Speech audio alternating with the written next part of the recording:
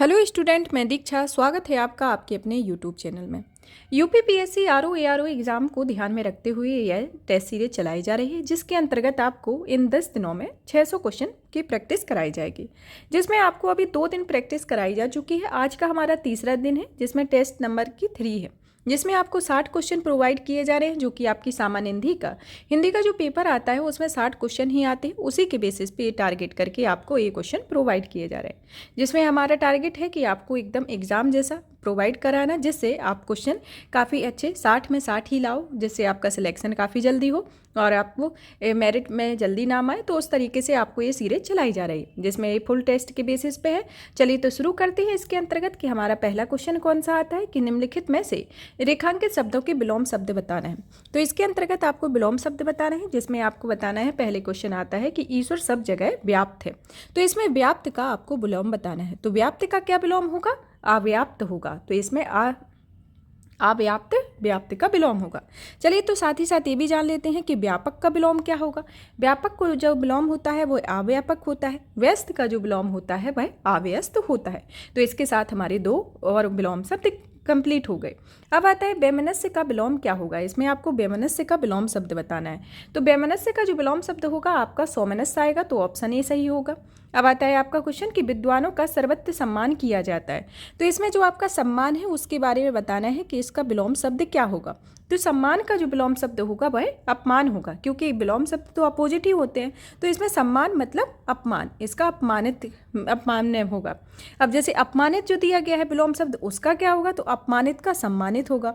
सजा का जो विलोम शब्द होगा वो पुरस्कार होगा, और पुरस्कृत का जो विलोम शब्द होगा वह दंडित होगा। तो इस तरीके से ये प्रमुख शब्द हैं, उनके ये शब्द विलोम शब्द होंगे। अब आता है आपका क्वेश्चन कि संसद में 11 बजे से प्रश्नकाल होता है। तो इसके अंतर्गत आपको प्रश्न के संदर्भ में बताना है कि प्रश्न का अपोजिट क्या होगा, मतलब कि इसका विलोम क्या होगा। तो प्रश्न का जो विलोम होता है वह उत्तर होता है। चलिए तो और भी इसके अंतर्गत आपके आते हैं, जैसे प्रसंग का जो विलोम होगा वह अप्रसंग होगा। फिर आता है आपका इसमें कि प्रस्तुत का जो विलोम होगा वह अप्रस्तुत होगा। प्राप्त का जो विलोम होगा वह अपर्याप्त होगा। तो इस तरीके से और भी इन शब्दों के ये विलोम शब्द है। अब आता है आपका 5th नंबर का क्वेश्चन कि ये सब बेमेल चीज़ें हैं। तो इसमें आपको बेमेल बताना है कि इनमें से कौन सा एक दूसरे से मेल नहीं खाता है, क्योंकि 3 हैं जो वो एक दूसरे से मेल खाते हैं, लेकिन एक मेल नहीं खाता है। तो इसमें आपका जो बेमेल शब्द है वह संगत आता है। तो आपका जो ऑप्शन ए है वह गलत है, और ये तीनों जो हैं वो एक दूसरे से मिले हुए हैं। जैसे सुडोल का जो विलोम शब्द होता है वो बेडोल होता है, अंतरंग का जो विलोम शब्द होगा वह बहिरंग हुआ, और घटिया का बढ़िया होता है। तो इस तरीके से इनके विलोम शब्द होते हैं, और इसमें आपका ये जो पहला वाला है संगत है वह आपका अपोजिट होगा। तो ये इस तीनों में मेल नहीं खाता है। अब क्वेश्चन आता है आपका कि यथार्थ के बारे में बताना है कि यथार्थ मनुष्य को मानवीय मूल्यों का अनुसरण करना चाहिए। तो आपको यथार्थ का विलोम बताना है कि यथार्थ का विलोम क्या होगा। तो इसके अंतर्गत जो आपका यथार्थ है, यथार्थ का विलोम आएगा आदर्श। तो इसके अंतर्गत ऑप्शन बी सही होगा। तो यथार्थ का विलोम आदर्श होगा। इसी तरीके से आप निरर्थक का जो विलोम होता है वह सार्थक होता है। सार्थक, उसके बाद कृत्रिम का जो विलोम होता है वह प्राकृत होता है। तो इस तरीके से ये विलोम इनके और भी अन्य के विलोम होते हैं। अब क्वेश्चन आता है कि वह व्यक्ति निश्चय ही बहुत संपन्न है। तो इसमें आपको संपन्न का विलोम बताना है। तो इसके अंतर्गत संपन्न का क्या विलोम होगा? संपन्न का जो विलोम होता है वह विपन्न होता है। तो इसके अंतर्गत ऑप्शन सी आपका सही होगा कि संपन्न का जो अर्थ होगा वह विपन्न होगा।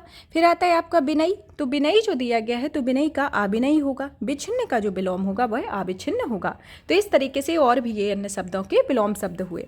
अब आपका 8वें नंबर का क्वेश्चन आता है कि जगत का बाह्य रूप मिथ्या है। तो इसके अंतर्गत जो आपका बाह्य रूप मिथ्या है, तो उसमें बाह्य का बताना है। तो बाह्य का जो विलोम होगा वह आंतरिक होगा। तो इसके अंतर्गत आपका ऑप्शन सी आएगा कि इसका बाह्य का जो विलोम होगा वह सी आएगा। अब आता है आपका नेक्स्ट क्वेश्चन कि वक्र का निम्न में से कौन सा विलोम होगा। आपको वक्र का विलोम बताना है। तो वक्र का विलोम जो होगा वह आपका ऋजु आएगा, क्योंकि ये तीनों जो हैं एक दूसरे से मेल नहीं खाते। इसमें ऋजु जो है एक दूसरे में इनमें सबसे अलग है, जो कि वक्र के अपोजिट को पूरा फुलफिल करता है। तो इसका उत्तर होगा ऋजु। अब आता है आपका क्वेश्चन कि रसों में श्रृंगार रस प्रधान रस है। तो रेखांकित शब्द का विलोम क्या होगा। तो इसमें आपका प्रधान का आपको विलोम शब्द बताना है। कोई प्रधान का विलोम क्या होगा। तो प्रधान का जो विलोम होगा आपका गौण आएगा। तो इसके अंतर्गत ऑप्शन बी होगा। अब आता है आपका क्वेश्चन, नेक्स्ट क्वेश्चन, जिसमें विशेषण विशेष्य के संदर्भ में ये क्वेश्चन दिए गए हैं, जिसमें आपका क्वेश्चन पहले नंबर पे पूछा गया है कि मेरा लड़का आलसी है। तो इसमें आपको बताना है कि आलसी पद में कौन सा विशेषण है। तो इसके अंतर्गत जो आलसी शब्द में कौन सा विशेषण है, इसके अंतर्गत बताएंगे कि इसके उत्तर जो होगा आपका ऑप्शन ए होगा, क्योंकि इसमें विधेय विशेषण है। तो चलिए जानते हैं कि विधेय विशेषण होता क्या है। विधेय विशेषण वो विशेषण होते हैं जो विशेषण के बाद, जो विशेष्य के बाद आते हैं। जो विशेषण विशेष्य के बाद आते हैं उन्हें विधेय विशेषण कहा जाता है, क्योंकि यह जो विधेय है वह लड़का के बाद, मतलब कि जो लड़का के बाद प्रयुक्त हुआ है तो वह विशेष्य के बाद प्रयुक्त हुआ है, तो उसके कारण आपका ये जो लड़का आलसी है वह विधेय विशेषण होगा। तो ऑप्शन ए सही होगा। अब क्वेश्चन आता है आपका कि उत्कर्ष एक कुशाग्र विद्यार्थी है। तो इसमें कुशाग्र कौन सा विशेषण है, इनके बारे में जानना है। तो इसके अंतर्गत कुशाग्र एक विशेषण है, उसके बारे में जानना है कि कुशाग्र एक कौन सा विशेषण होगा, ये गुणवाचक विशेषण होगा। तो इसके अंतर्गत आपका ऑप्शन डी है। चलिए तो जान लेते हैं कि गुणवाचक विशेषण क्या होते हैं। गुणवाचक विशेषण वो विशेषण होते हैं जो संज्ञा एवं सर्वनाम के गुण, धर्म, स्वभाव का बोध कराते हैं, उन्हें गुणवाचक विशेषण कहा जाता है। जैसे कुशाग्र हुआ, नया, पुराना, मोटा, पतला, भला, बुरा, झूठा, सच्चा इत्यादि जो होते हैं वह गुणवाचक विशेषण के अंतर्गत आते हैं, क्योंकि ये उसके गुण बता रहे हैं कि वो मोटा है या पतला है या कुशाग्र है या नया है, पुराना है, तो उसके गुण बता रहे हैं, तो यह एक गुणवाचक विशेषण होगा। अब आता है आपका नेक्स्ट क्वेश्चन, जो कि 13 नंबर का है कि रमा सुशील कन्या है। तो इसमें आपको सुशील में बताना है कि कौन सा विशेषण होगा। तो सुशील में आपका जो विशेषण होगा वह विशेष विशेषण होगा। चलिए तो जान लेते हैं विशेष विशेषण क्या होता है। जो विशेषण पूर्व में आए वह विशेष विशेषण कहा जाता है, मतलब वे विशेषण जो पूर्व में आए उसे विशेष विशेषण कहा जाता है। जैसे आपका जो रमा के कन्या के पहले सुशील आ रहा है, तो उस तरीके से ये आपका विशेषण होगा। अब आता है आपका नेक्स्ट क्वेश्चन, जिसमें पूछा गया है कि पुस्तकें धड़ाधड़ बिक रही हैं में धड़ाधड़ शब्द का कौन सा रूप है। तो इसमें आपको बताना है कि धड़ाधड़ कौन सा रूप है। तो इसके अंतर्गत जैसे आता है ऑप्शन ए की क्रिया विशेषण, ऑप्शन बी आता है विशेषण, ऑप्शन सी आता है क्रिया और ऑप्शन डी आता है प्राविशेषण। तो इसके अंतर्गत जो आपका उत्तर होगा वह ऑप्शन ए होगा, क्योंकि इसमें क्रिया विशेषण है कि पुस्तकें धड़ाधड़ बिक रही हैं। तो जो धड़ाधड़ है वह एक क्रिया विशेषण है, और जो शब्द किसी की क्रिया की विशेषता बताते हैं उन्हें क्रिया विशेषण कहा जाता है। क्रिया विशेषण किन्हें कहा जाता है, वे शब्द जो किसी की क्रिया को विशेषता बताते हैं। जैसे धड़ाधड़ शब्द जो है वह बिकना की विशेषता बता रहा है, तो इस तरीके से यहाँ पर क्रिया विशेषण होगा। अब आता है आपका 15 नंबर का क्वेश्चन, जिसमें पूछा गया है कि यह कलम किसकी है, रेखांकित पद में कौन सा विशेषण है।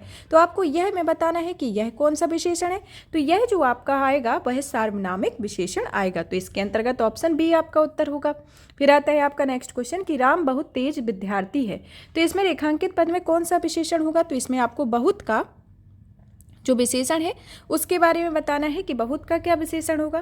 तो इसके अंतर्गत आपका ऑप्शन सी होगा, क्योंकि यह प्राविशेषण होता है। चलिए तो जान लेते हैं कि प्राविशेषण क्या होता है।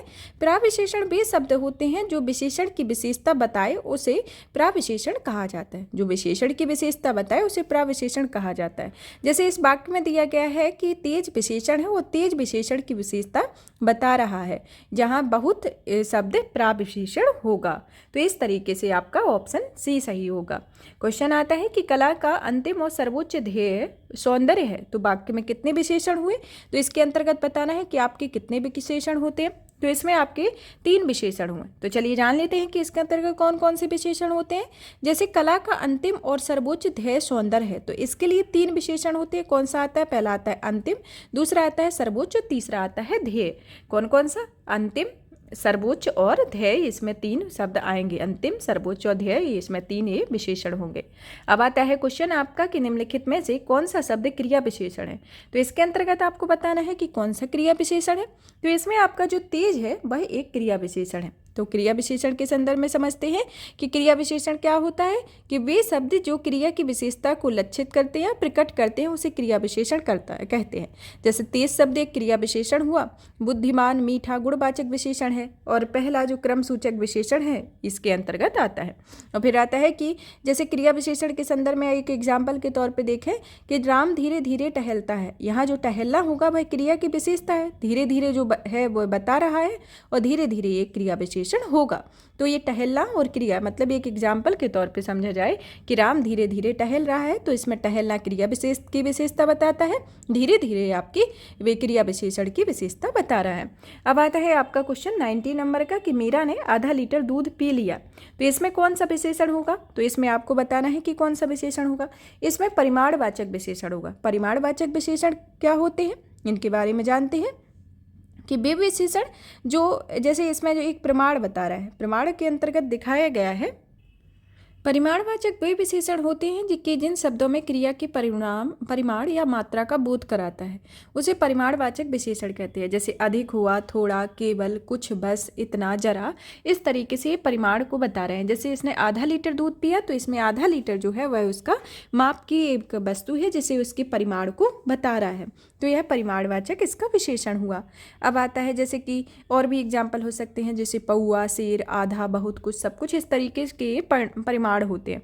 और भी अन्य विशेषण होते हैं, जैसे गुणवाचक विशेषण हो गया कि आपका गुणवाचक विशेषण के अंतर्गत आते हैं शांत, अशांत, उचित, अनुचित, भला, बुरा, सीधा। संख्यावाचक में आते हैं एक, दो, पहला, दोनों, तीनों। और जो सर्वनाम वाले विशेषण कार्य करें तो उन्हें सार्वनामिक विशेषण कहते हैं। जैसे यह आदमी विश्वासी है, तो इसमें यह जो होगा वह उसका विशेषण होगा। तो इस तरीके से ये प्रमुख विशेषण आते हैं। अब आता है आपका नेक्स्ट क्वेश्चन, जिसमें पूछा गया है कि विशेषण शब्द जिस संज्ञा और सर्वनाम की विशेषता बताते हैं उन्हें क्या कहा जाता है।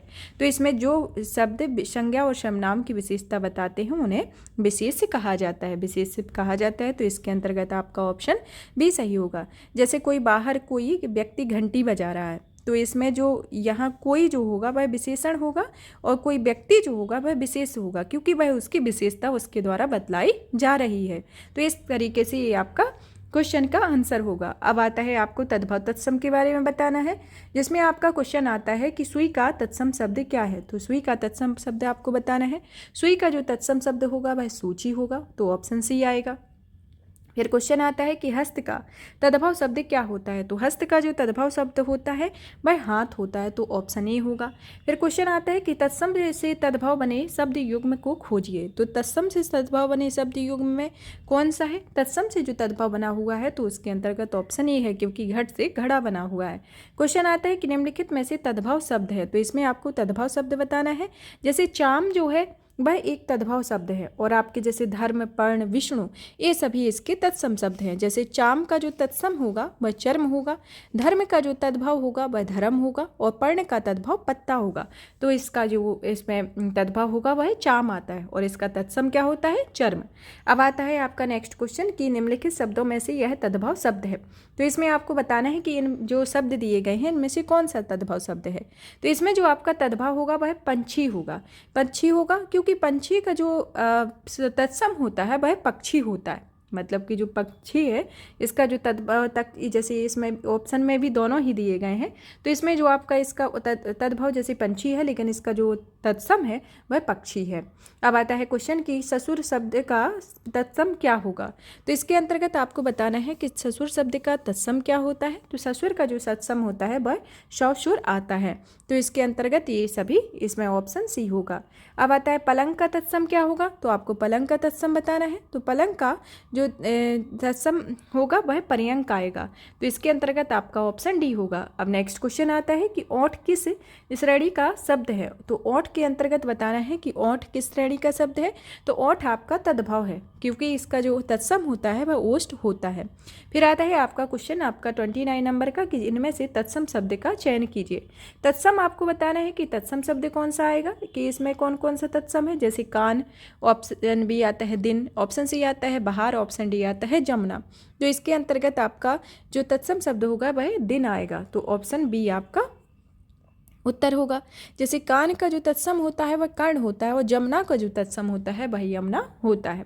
अब क्वेश्चन आता है आपका 30 नंबर का कि ईख का तत्सम शब्द क्या है। तो आपको ईख का तत्सम शब्द बताना है कि ईख का तत्सम शब्द क्या होगा। तो ईख का जो तत्सम शब्द होगा या ईख का जो तद्भव शब्द है वह ईख है, और ईख का जो तत्सम शब्द है वह इच्छु होगा, तो इसका ऑप्शन सी आएगा। तो इसका जो ऑप्शन क्या होगा, ऑप्शन सी होगा। क्वेश्चन आता है आपका 31 नंबर का कि उत्तराधिकार में प्राप्त संपत्ति के लिए एक शब्द प्रयोग है। तो उत्तराधिकार में प्राप्त संपत्ति को क्या कहा जाता है, तो आपको बताना है। तो उत्तराधिकार में प्राप्त संपत्ति जो है उसे रिक्त कहा जाता है। तो ऑप्शन ए आपका सही होगा, क्योंकि ये जो आपकी जैसे धरोहर है वह दूसरों के यहाँ रखी वस्तु को धरोहर कहा जाता है, और किसी व्यक्ति द्वारा मरने से पूर्व किसी को अपनी संपत्ति देना या वारिस घोषित करना उसे वसीयत कहा जाता है।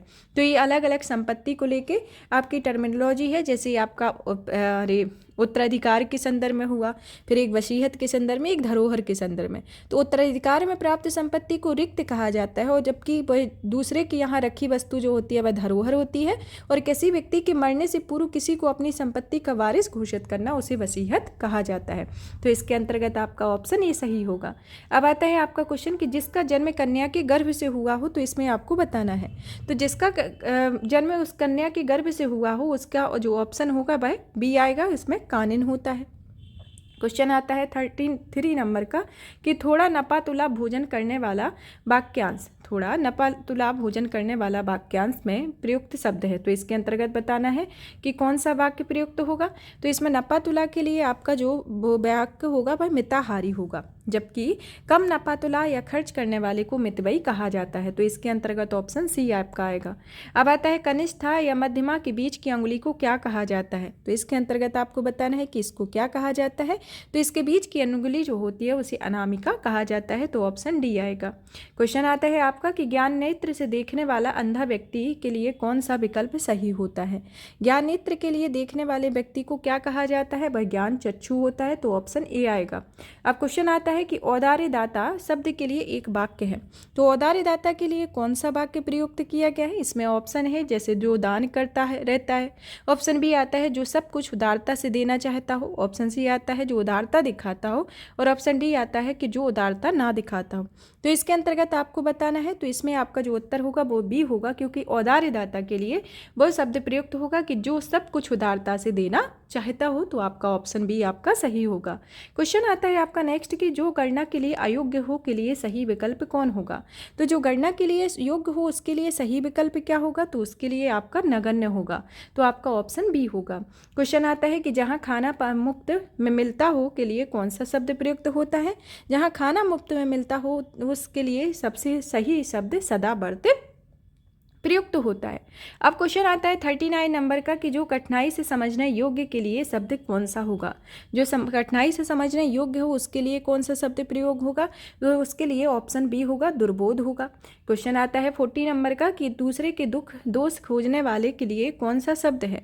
तो दूसरे के दोष खोजने वाले के लिए जो आपका शब्द प्रयोग होगा वह छिद्रान्वेषी शब्द प्रयुक्त होगा, जबकि आलोचना जो शब्द होता है वह आलोचना करने वाले को आलोचक कहा जाता है, और अनुसंधान करने वाले को अनुसंधानकर्ता कहा जाता है।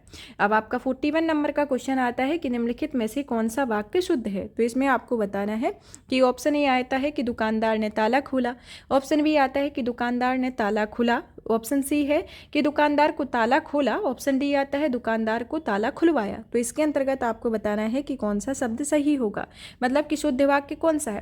तो इसमें आपका ऑप्शन ये सही है, क्योंकि दुकानदार ने ताला खुला, इसके लिए ये शुद्ध वाक्य चारों में से एक ही प्रयुक्त होता है। क्वेश्चन आता है आपका नेक्स्ट 42 नंबर का कि मुझे रेलगाड़ी में यात्रा करना अच्छी लगती है, कोई त्रुटि नहीं है। इसमें मुझे रेलगाड़ी में यात्रा अच्छी लगती है या कोई त्रुटि नहीं है, इनमें से आपको बताना है कि आपका कौन सा ऑप्शन सही होगा।